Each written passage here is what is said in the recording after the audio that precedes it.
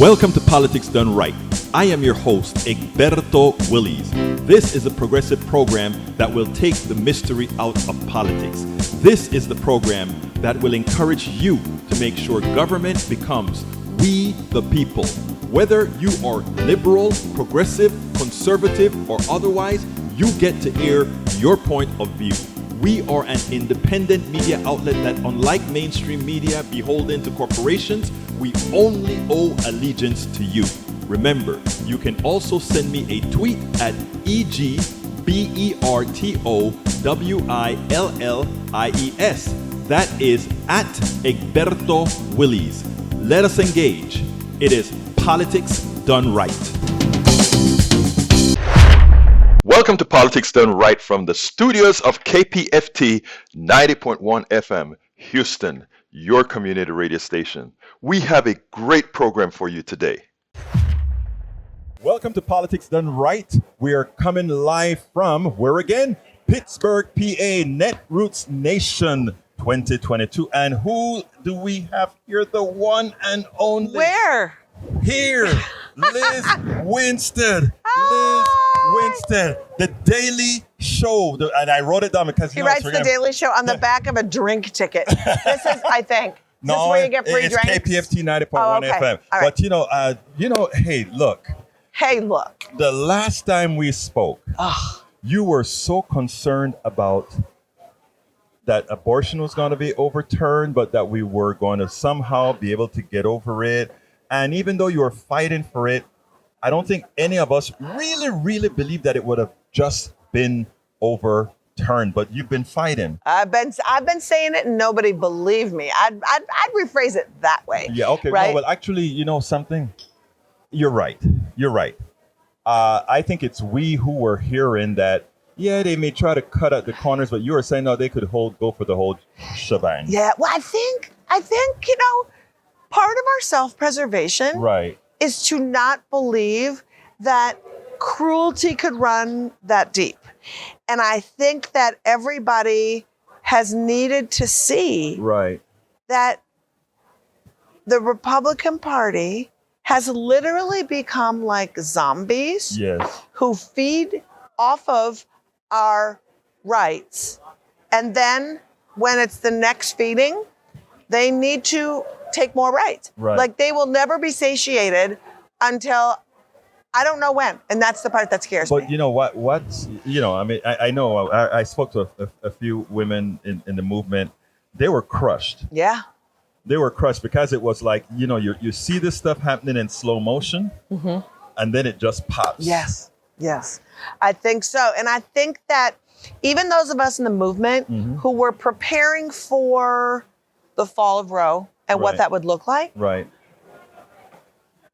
one thing I will say is I don't think anybody thought, and for sure they're going to just take birth control. And for sure they're going to put a bounty on people's heads and deputize citizens to arrest people trying to access care.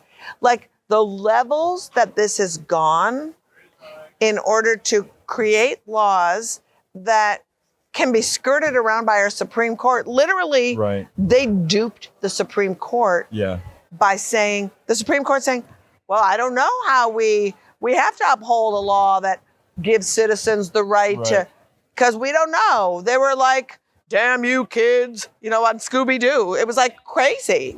So the good news is it's been a wake-up call. And my organization, Abortion Access Front, before I forget, give them the address of the URL. aafront.org and then Abortion Front all over on social. We have been planning for the overturn of Roe for about 9 months. We also knew that oftentimes when these big things happen, we march without a plan, and then people are like, what can I do beyond marching? So we created Operation Save Abortion. It's operationsaveabortion.com. It's a 5-part series where we got the experts in all these different forms of activism within the movement. You can watch an episode, and we have a activity guide that goes with it. So what we're saying is, if you want to learn about helping patients, helping clinics, direct action, legislative work, or whatever, Watch one of these episodes with a bunch of friends, do the activity guide, watch all 5 episodes, and then you can have an overview of how you can participate, and then we'll hook you up with the organizations who are doing the work, either nationally or right in your community, so that people can no longer say, I don't know what to do. And also, they can be honest. They've watched this, then they say to us, I have an hour a month that I can give. And we say, we can put you to work. Right. So we want to be able to meet people where they are, access whatever capacity they have, and make them feel like however they can participate is meaningful. Because that's key. Right. Now, Liz, you've been working at this for a long time. See, your organization has to have grown since the because you guys have a lot more to do now. Yeah. Well, that's always the problem, right? Yeah. We have 10 people. Yeah. We haven't gotten any more funding, shockingly. Wait. What do you mean you haven't gotten any more funding? I mean, all this stuff's happened and we're still working. We're at capacity. We've gotten more volunteers, which is great.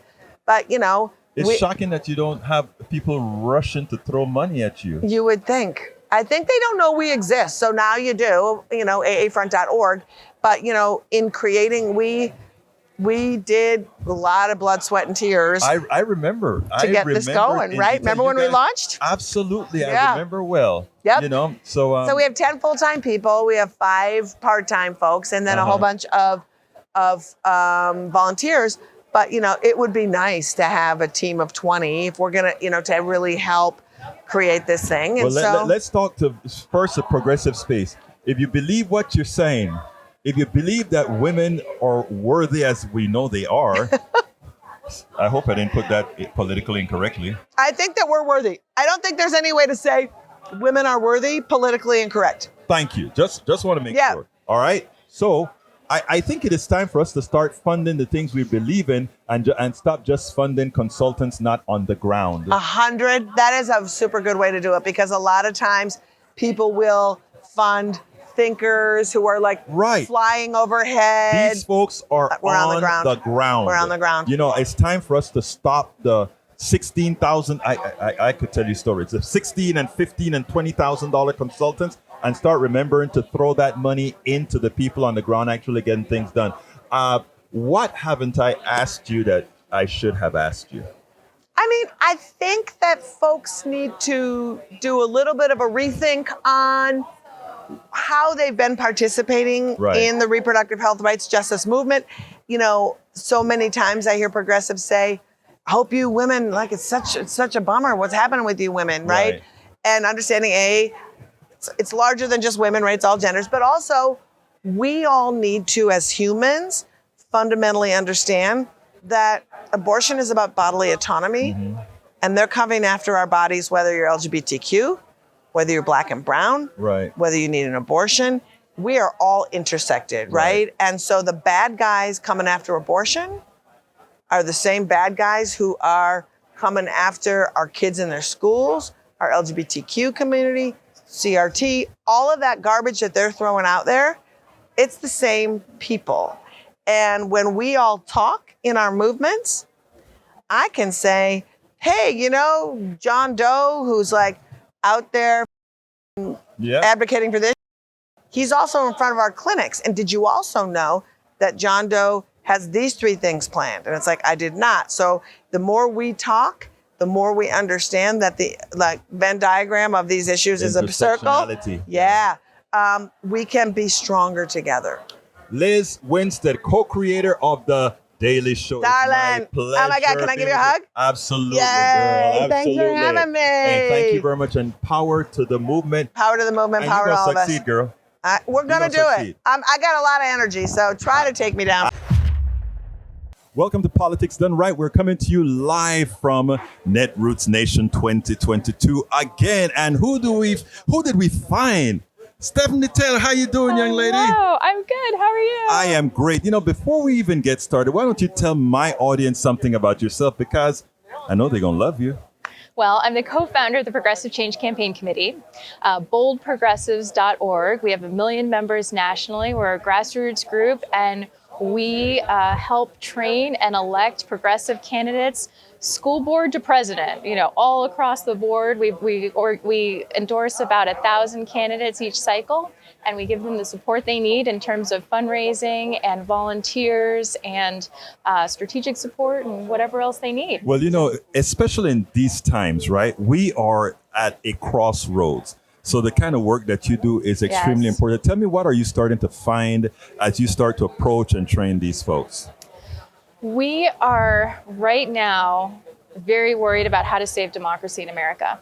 And so what we need right now are folks stepping up and running who are able to run authentically, and who are able to run on a message where you get what working people are going through in America today. You get when people are sitting at their kitchen table late at night and they're staring at a stack of bills and they're thinking, do I pay my heating bill? Do I pay my credit card bill? What do I do about my medical bill? I mean, this is what people are worried about in America today. And they get that the system is rigged.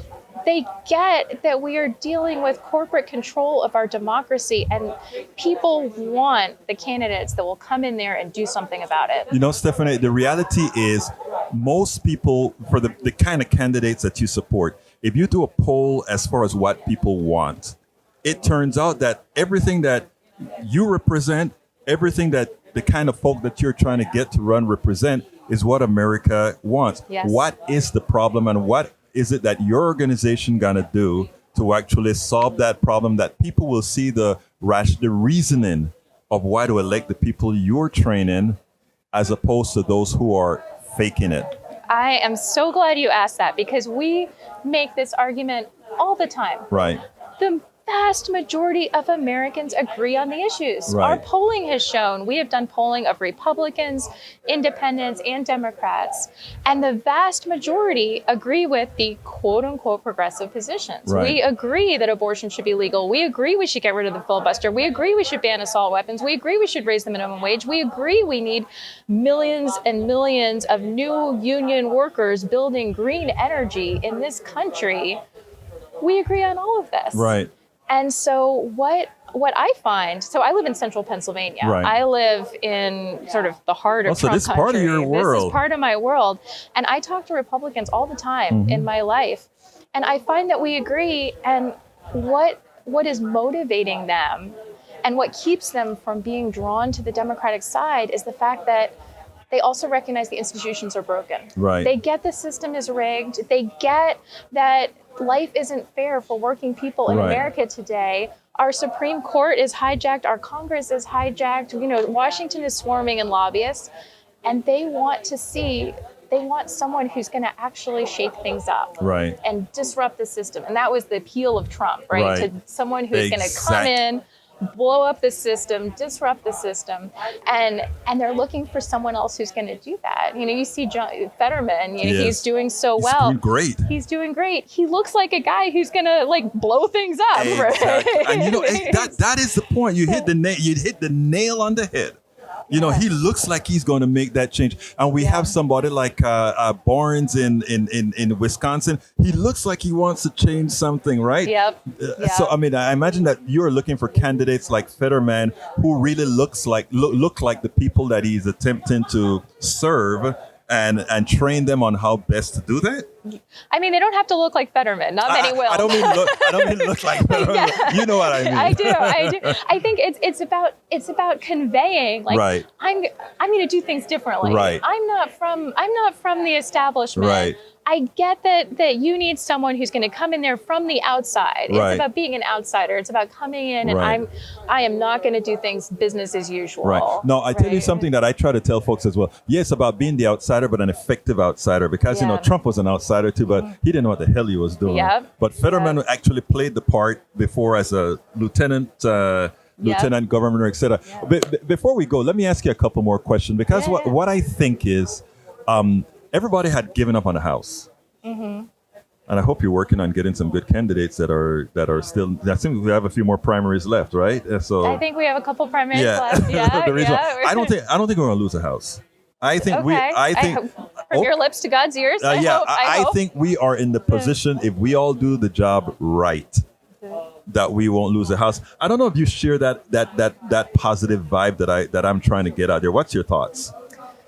I think the momentum is good. The momentum is better than it was. I think that people are really angry about the Dobbs decision. And it was a real wake-up call for a lot of folks that we need to get out there and fight back, that we are in real trouble. And the point I keep making is if this unelected tribunal of judges thinks that they can just overrule America's will on the Dobbs decision, what's our plan for 2024 when they overturn the election? What's our plans for 2022? What's our plan for 2022? Yeah, because and that's the reason I'm asking everybody out there. Let's play 2022 like we're playing 2022 to win, not 2022 to lose. And I'm hoping to do that. But anyway, last question is, and this is a very tough question coming. Okay. You ready for it? I'm ready. Hit me. Hit you? I got it. What would you have liked me to ask you that I didn't? Oh, gosh. I told you it was tough. That is a tough question. I know. That's a surprisingly tough question. Every time I ask somebody, that's what they do, but that's the point. I think it would just be, what should Democrats be doing differently? What should Democrats be doing differently? Because I have some thoughts on what Democrats should be doing differently. Let me hear what should be doing differently. So Democrats so often reflexively defend institutions. Right? Oh, we can't get rid of the filibuster. Because that's an institution. That's a norm. Oh, we can't expand the Supreme Court because that's an institution. We have to defend the institutions.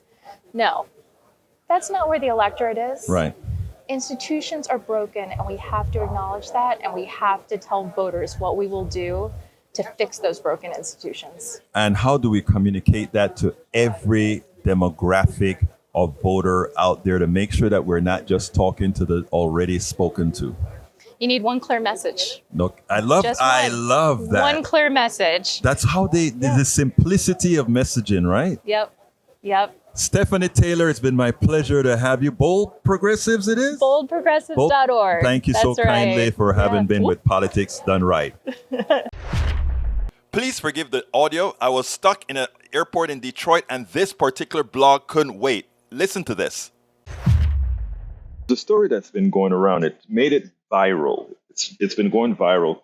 It's a story in the New York Times. It turned out that there was this particular black professor and his wife who got their home appraised.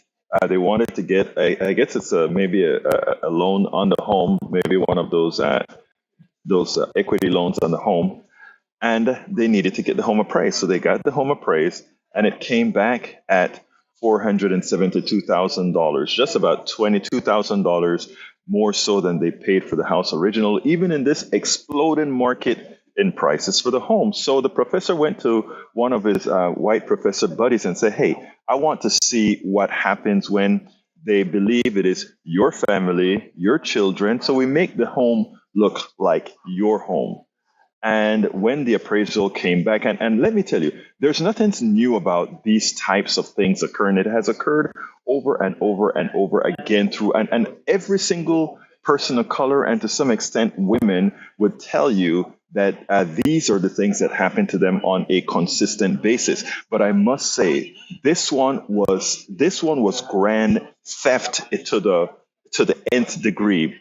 So the home got reappraised after they changed supposedly who lived in the home for instead of $472,000, it appraised at $750,000, an almost $300,000 differential. Now, again, if you read the article states as follows. It said, last summer, Nathan Connolly and his wife, Shani Mott, welcomed an appraiser in their house in Baltimore, hoping to take advantage of historically low interest rates and refinancing their mortgage. They believe their home, they believe that their house, it was improved with a $5,000 tankless water heater, a $35,000 another renovation, was worth much more than the $450,000 that they paid for in 2017. Home prices have been on the rise nationwide in the pandemic.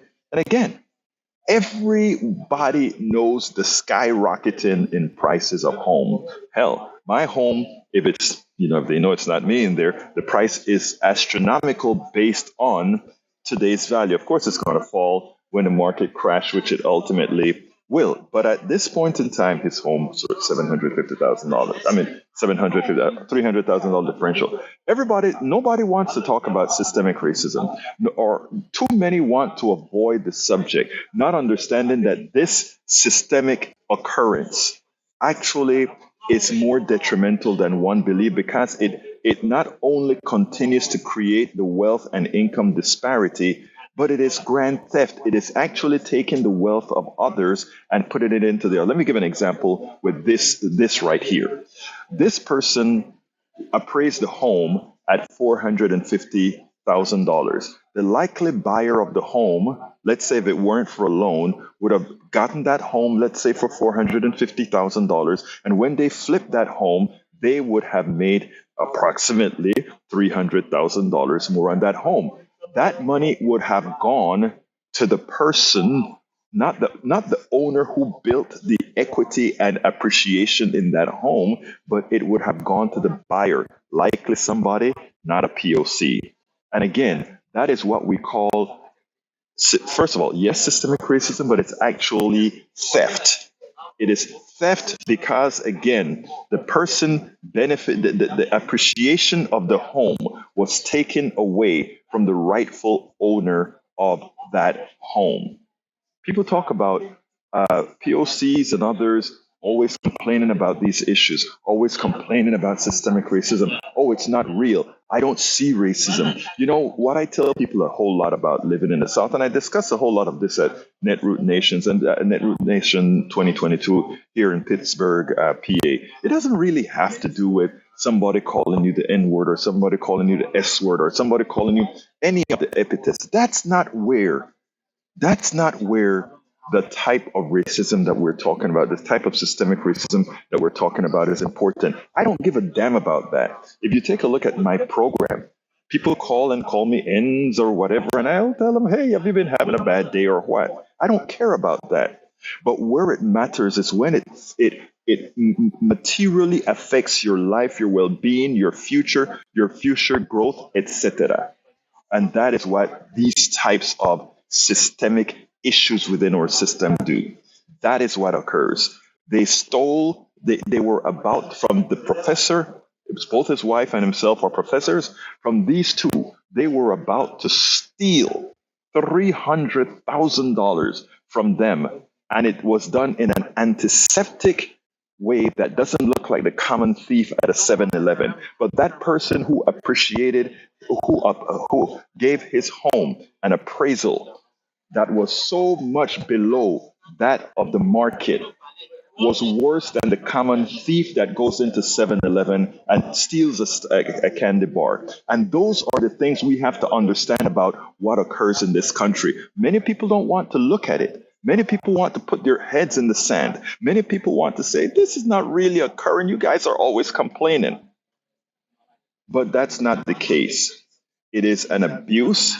It is what capitalism does. It is what unfettered capitalism, which uses race and other factors as inputs into the bad deeds that it does, that create these issues. And until we realize all of this, we will never, ever solve the problems at hand. Again, from $472,000 to $750,000, a almost $300,000 theft. That's a hell of a lot of cigarettes to steal in a 7-Eleven. And that guy that steals a cigarette in a 7-Eleven, he's going to go to jail for years. But that person who just stole or attempted to steal, that guy should be charged with attempted robbery. He should be charged with attempted robbery. And it should be that of a felony, since it's over that felony amount, $300,000. Folks, if you don't see that, and if you don't see how that sort of a stuff permeates itself through the entire system, you go and buy a car, your loan amount, the interest on your loans are higher. You go to get a car, the initial value of that car is greater than they would the other person. We go through these issues. over and over and over again. And then they tell us, oh, it's in your mind. It's not in our mind, and it has cost billions, if not billions, it has cost trillions in what folks should have had from the beginning of this country. We have been cannibalizing on people, but you know what's making the change, or what will eventually make the change? Now that we are cannibalizing not on just a particular sect of Americans with a particular hue, but on all Americans, as this economic system, as this fraudulent economic system eats at whatever it can. Folks, we better do better. I could not quite believe it when I saw Dana Bass had a slide ready to go. Biden's successes. The mainstream media is finally saying something nice about what Democrats and progressives have accomplished, with headwinds coming from a recalcitrant and obnoxious party, that Republican Party, that refused to provide any sort of assistance, except maybe in places where some of their benefactors would get a few duckies here or there. I want to just even look more broadly beyond this bill and look at some of President Biden's successes on his agenda. It's a long list, and I don't even have time to read it. It's that long. But not only are what we're talking about now, $1.2 trillion infrastructure bill, bipartisan gun safety bill, veterans, so on and so forth. I'm going to start with you, Congressman, because I know this is something that you want to talk about, which is understandable, and then we'll do the yeah, but after. Well, I think it's been a great week for President Biden. He also took out the leader of al-Qaeda. He's on the verge of passing historic legislation to lower your healthcare costs, invested in fighting climate change, also address the deficit, reducing the deficit. So it's been a fantastic week. And also, we've gotten a lot done in these 2 years with extremely narrow majorities. And you know that, how difficult that is to work with. Absolutely so. Now, look, granted, many of the bills that were passed weren't as progressives like myself and many others want. But you know what? You don't have a progressive enough caucus. If you guys want bills that really work for middle class and poor America, you have got to go to the polls in 2022, meaning in November, and you have got to vote in progressives. It's that simple. You want the filibuster gone? Vote in progressives. You want family leave? Vote in progressives. You want some student loan forgiveness? Vote in progressives. You want basic income? Vote in progressives. You want good health care? You want Medicare for all, or some form of Medicare for all, health care for all? Vote in progressives. At last, what took so long? At last, the mainstream media is looking at the data, and it finally had to come to the conclusion that, oh, yes, it's true. The United States Senate is likely to be maintained and expanded by Democrats. And the House, who knows? It may actually stay under the control of the Democrats. But you know what? We've been seeing the tea leaves for quite some time. Check this out after that win for Ryan in New York. Check this out. Really, this could be the story of the summer politically, just in terms of setting the stage for the midterm election and for expectations. I'm talking about the special election in New York's 19th district. As you mentioned, Pat Ryan, the Democrat, has defeated Mark Molinaro, the Republican. What makes this such a significant result? Well, several things. First of all, this really is the last major special election test before November's election. And it comes after a two-month period when we have been questioning, folks have been questioning whether the political environment in this country might be changing away from the Republicans' favor and in the Democrats' direction. There have been a number of things that have been happening in the last few months. One, the generic ballot. When you ask folks in polling, which party would you like to see control Congress, Democrats or Republicans? Earlier this year, Republicans had been winning on that question. Now, it's essentially a tie when you average the polls together. So the generic ballot has moved in the Democrats' favor.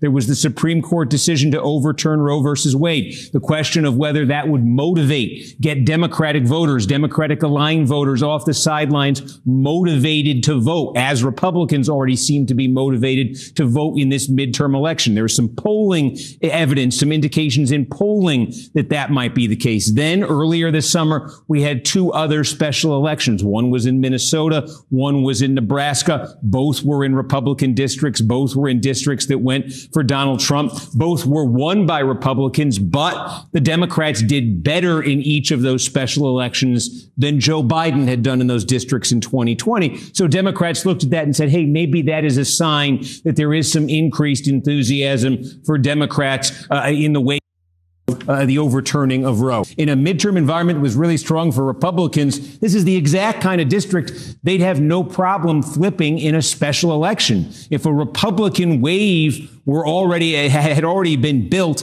a 2-point Biden district, that's the kind of thing, that's one of the first thing that goes in a political wave. And instead, what's happened tonight in this bellwether district is the Democrats have won it.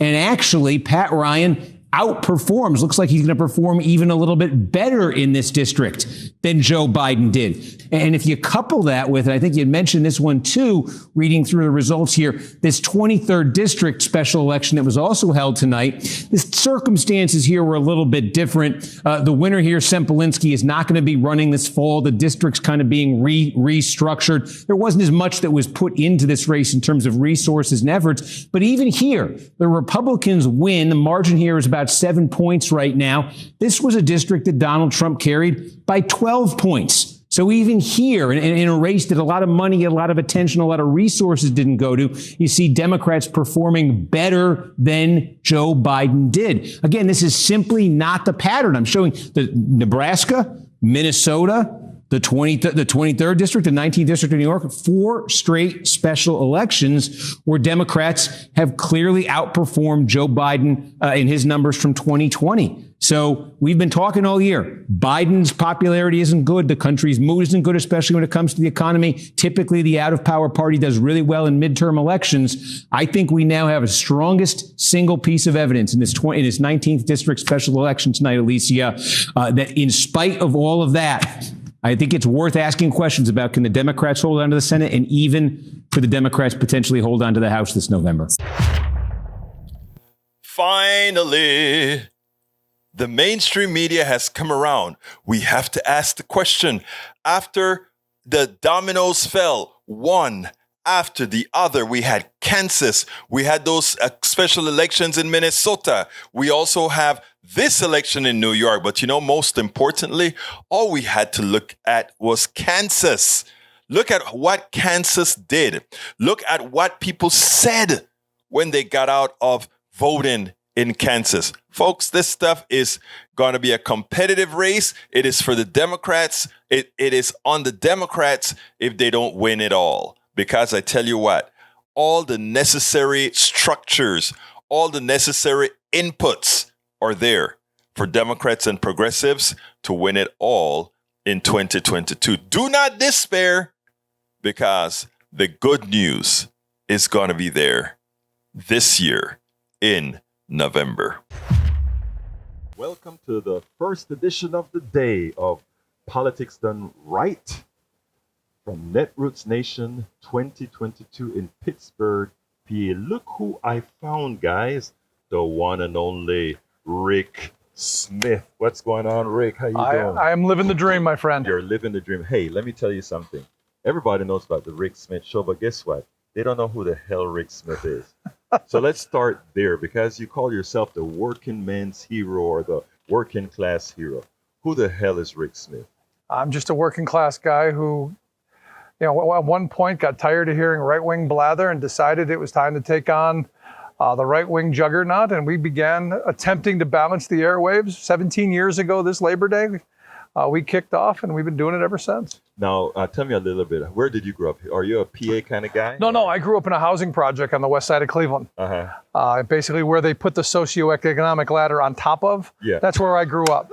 I grew up one of the only white kids in an all-black neighborhood. We used to play this neat game. It was called Chase the White Kid and Beat the Crap Out of him. Maybe you've heard of it? Never heard of it. I'm sure for somebody it was a fun game. Yeah. Not so much for me. Yeah. But So you went through your tribulations on the other side. Yeah. No, I was the minority in a minority community. And what I learned very young is the only color that really mattered was green. Right. Because black, white didn't matter. We were broke. Yeah. And poor is poor. And as I watched our community struggle, as I watched families struggle, occasionally you would see a family do well. They got a union job at the Ford plant. They got a union job at one of the feeder plants.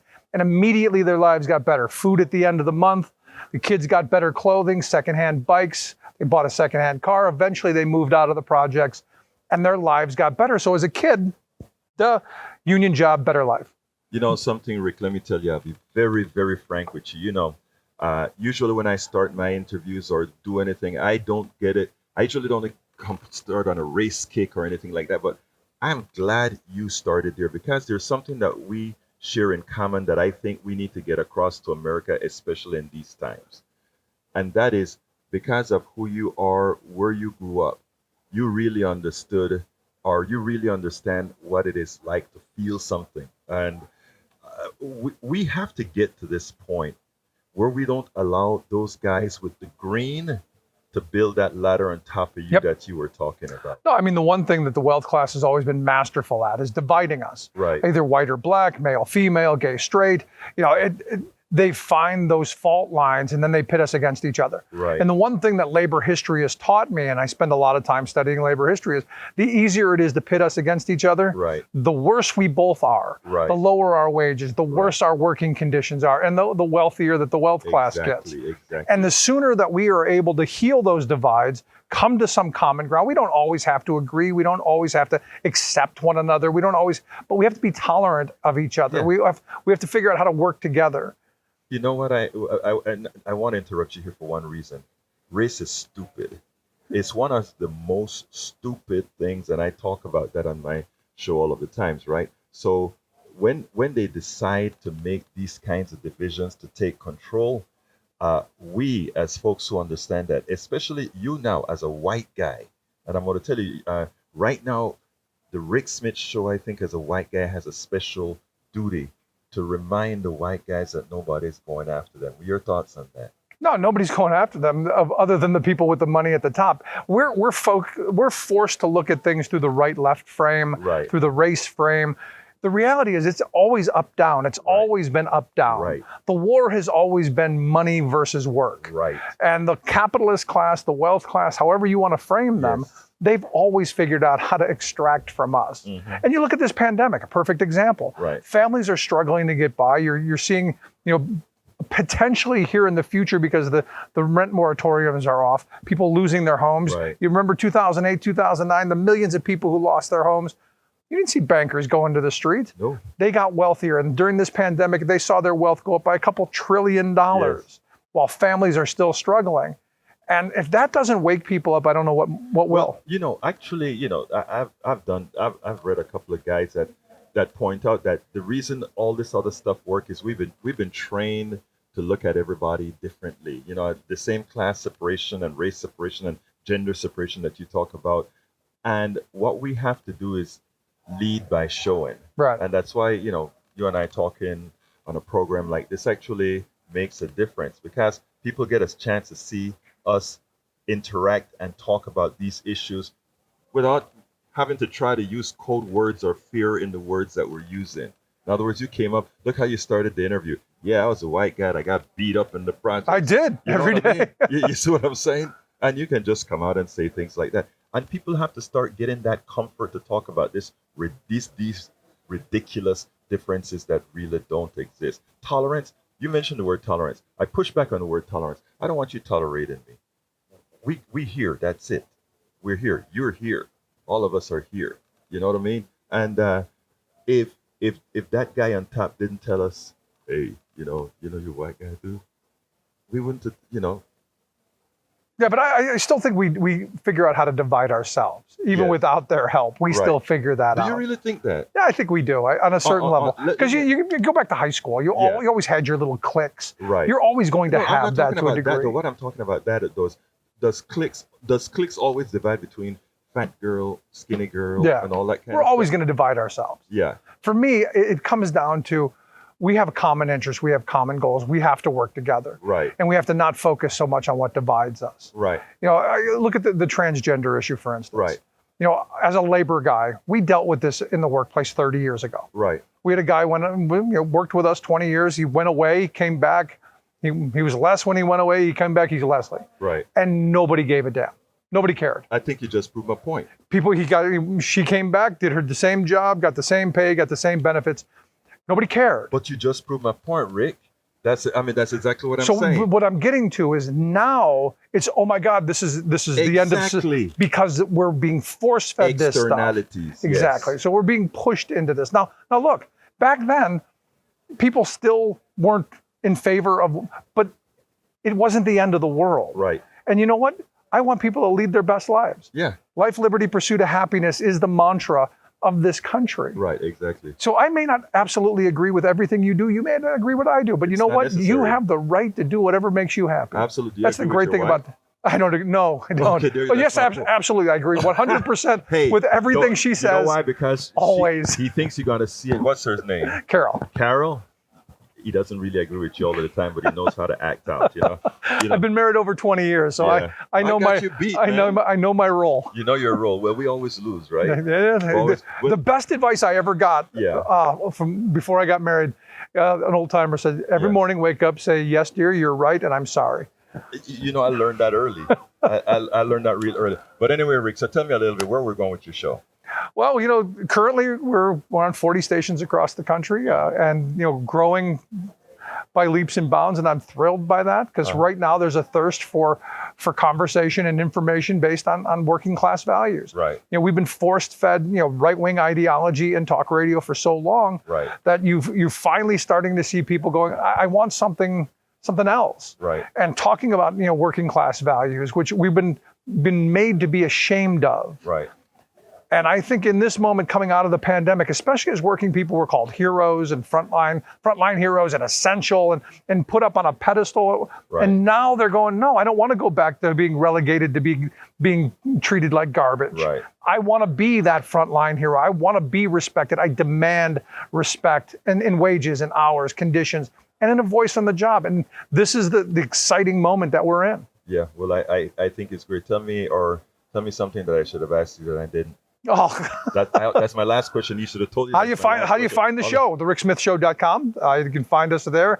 Follow us on Twitter at Rick Smith Show. All the social media, Facebook, YouTube, all that stuff. The Rick Smith Show. Easy to get to. Hey, folks, follow the show, support the show, download the show. It's in making sure that we can get that info out, that we can open people's eyes, and the working class hero can get his job done. So thank you so kindly, guys. Look, Rick. Go ahead. Say it. And also, make sure you support KPFT and other community radio stations. By all means, need the support. Absolutely. Good stuff. Brother. Appreciate it, man. Thank you so much. Welcome to Politics Done Right. We're here live at Netroots Nation 2022, and I have with us two heroes. You guys know what we feel about the union movement, the union progressive movement. This is the instantiation of them right now. We are here and happy to be with Layla Dalton. Welcome to Politics Done Right. And Bill Whitmire. Welcome to Politics Done Right. How are you guys doing today? We're doing amazing. It's wonderful being here and being with a bunch of people who are so inspired by the same thing and want to help us. Yeah, definitely. It's great. It's great being here. We love to be here. We've met some great people so far. This is our first conference, first Netroots Nation conference, and it's fantastic. And like Layla said, it's great having all the support. Well, let me tell you why you're the heroes. I personally believe every single worker should be a part of a union. There are some that would want you to believe that you don't need a union. We, Daddy Corporation, will do just fine by you. But by the same token, all these corporations have their own unions. They're called trade unions within themselves, where they go and they lobby together, but they don't want that right for you. Layla, tell me your story about Starbucks, where you're at in Phoenix, Arizona. Tell me your story. I'll say all started at late January when I recently got out of the hospital about a month before, and my new manager, she wanted me to put work before my health, before my education, and I didn't know what to do because I love my job, I love my coworkers, and Bill, my co-leader here, he just became a supervisor, got no training, so we were both in really bad situations. We saw that our store was going downhill, and I kept speaking up to management, and they kept blowing me off, just wouldn't talk to me. So Bill, it came to the night that Bill came up to me and said, we can make a change, because I thought I was going to have to quit. I wanted another day off since I just got out of the hospital, and a part of the reason I go to Starbucks is to get free ASU. Mm-hmm. So the fact that they wanted me to either demote myself or transfer to a new store just because I can't be a full-time student and worker, I realized that even though I'm putting in my all, they don't care. They care more about profit over morals. They care more about they care more about making money than our livelihood, and we can't put work first all the time. So that's when Bill and I got started, and Bill really is a big reason why I got very empowered by unions, because I never knew what a union was until Bill. Well, Bill, tell us a little bit about what your part in the unionization there in Arizona. Yeah, so basically what happened was I saw what was happening in our store, and it was you were really, a manager. a supervisor. Actually, I was a barista, and then I got promoted to supervisor. Right. Yeah, and I saw what was happening in our store. So some of the things going on were longtime supervisors that had trained me and mentored me, had been with the company 4 years, and they wanted to move up. They wanted to be assistant store managers. They wanted to be managers, but they weren't getting promoted. But the company was bringing in outside hires, like people that work for Walgreens, to be store managers at Starbucks, which to me made no sense. Why are they passing these people over that are such After great you've workers? invested at All of I'm watching this happen to all my friends, and they're leaving the company to go work elsewhere, right? And I thought, well, this is not right. This is not equal. This is not equitable. What's going on here? And then I saw what was happening to Layla. Layla's was following all the right, steps to make our store better. She was going to the manager and having meetings. She was going to the district manager, having meetings, and they were making all these promises, but nothing was ever changing. And then Layla was really frustrated. Basically, half of our staff was ready to quit the store. And I'm like, I can't have this. I can't have all my friends quitting. I can't see this happening to Layla. And I knew what was going on in Buffalo with the union movement. Right. And I've been a community activist for years, but I never organized a union. Right. So I reached out to the Buffalo people and I says, hey, this is what's going on in our store. We need some help. And they gave me some pointers for how I could start talking to my coworkers kind of behind the scenes about, hey, have y'all heard what's going on in Buffalo? Have you heard about unions? And one thing led to another. And then Layla and I had that conversation, and then things just really took off, and that's how it started. Well, let me tell you how important that is. Change doesn't come from the top. Some politician telling you, okay, we're going to do this for you. You have to do it yourself. And what you guys did, you did it yourself. It is so important what you did. Now, I wrote several books. All those books there, I wrote them at a Starbucks. Okay, I sat down. At my Starbucks, all my baristas knew me.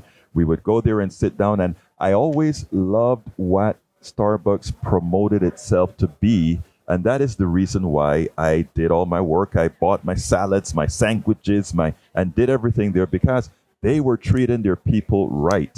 I paid overpriced coffee, overpriced everything.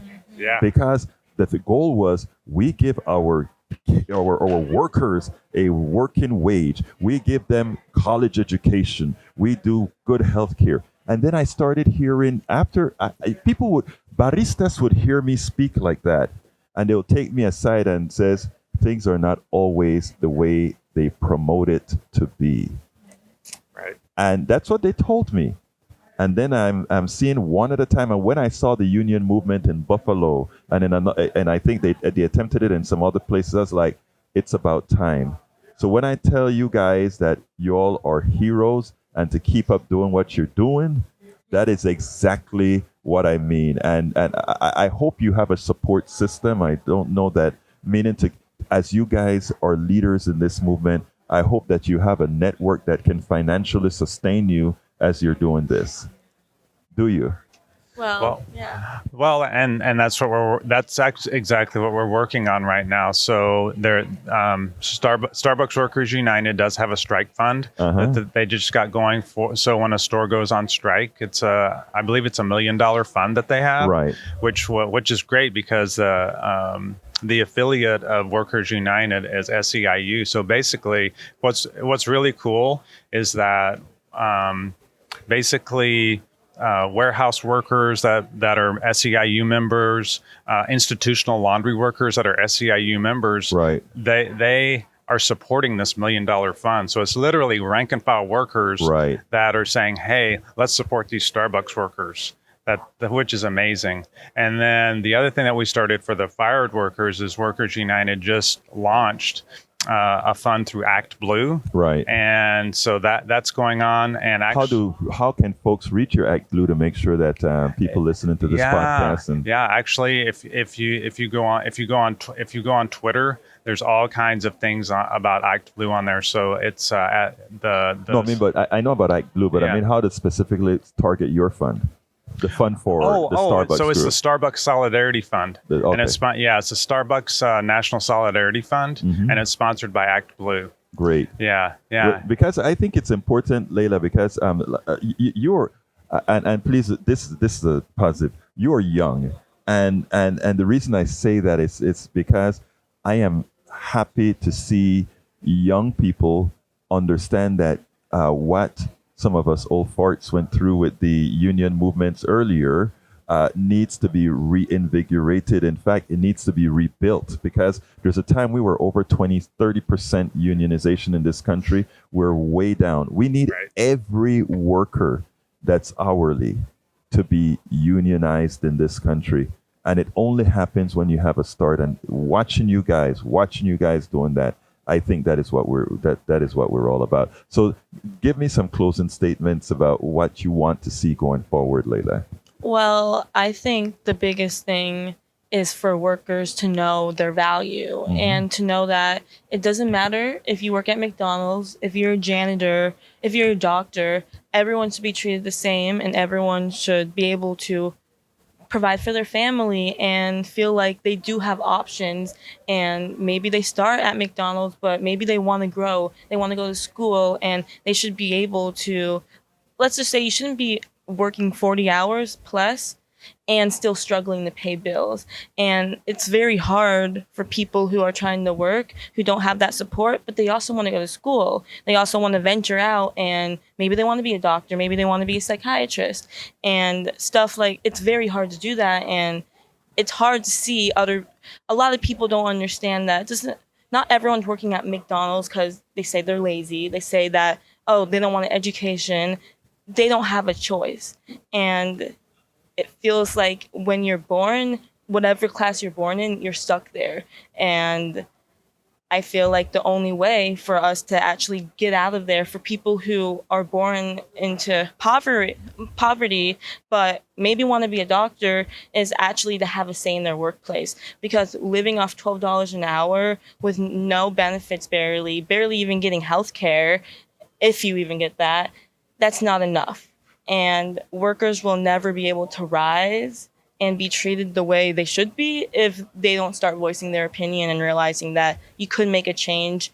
It's just about ending the war, and you'll lose battles, you'll win battles, but at the end of the day, if you don't stop the war, if you don't stop the cycle, we're always going to be treated just replaceable. That passion has to be transmitted to your entire generation and beyond. Because most of the people doing us harm right now, economically and socially, are making the bet that you are not going to perform, and you have to prove them wrong. You guys are doing a good job of doing that right now. Keep doing that. Give me a closer.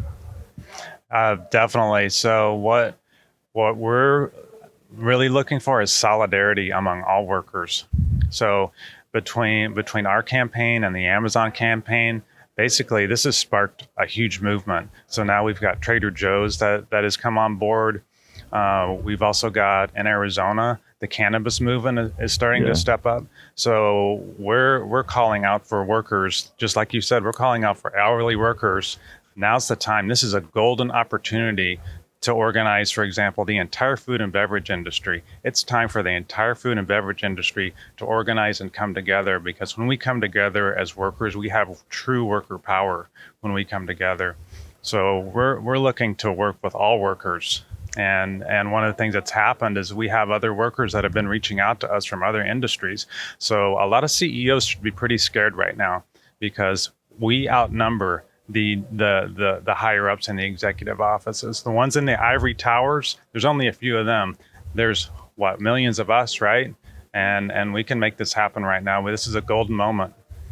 Bill and Layla, it's been my pleasure, like you guys would not imagine, to have both of you speak here at Politics Done Right. I appreciate it. Thank you so much. Thank you. Amazing. Thank you. Thank you. You can listen and or watch Politics Done Right Mondays through Fridays on Facebook Live at facebook.com/politicsdoneright or on YouTube Live at politicsdoneright.com/YouTube. Please do not forget to follow me on Twitter for updates. My Twitter handle is @Egberto Willies, @EGBERTOWILLIES. But don't you forget, listen to us live on air at KPFT 90.1 FM on Thursdays at noon and at Fridays at 11 a.m. all Central Time. Please remember to keep your community radio station in your minds. Keep KPFT on your mind. Talk about it. Tell your friends about it. Tell them you know about this station in town, 90.1 FM Houston, that needs your support. That is there to provide that nourishment that we need. KPFT 90.1 FM Houston. Well, folks, that's it for today. You know how I'm going to end this baby. My name is Egberto Willies. This is Politics Done Right. And you know how I end this baby. I am what? Out!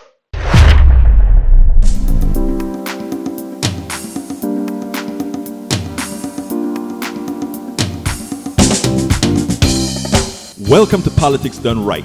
I am your host, Egberto Willies. This is a progressive program that will take the mystery out of politics. This is the program that will encourage you to make sure government becomes we the people. Whether you are liberal, progressive, conservative, or otherwise, you get to air your point of view. We are an independent media outlet that, unlike mainstream media beholden to corporations, we only owe allegiance to you. Remember, you can also send me a tweet at EGBERTOWILLIES. That is at Egberto Willies. Let us engage. It is Politics Done Right.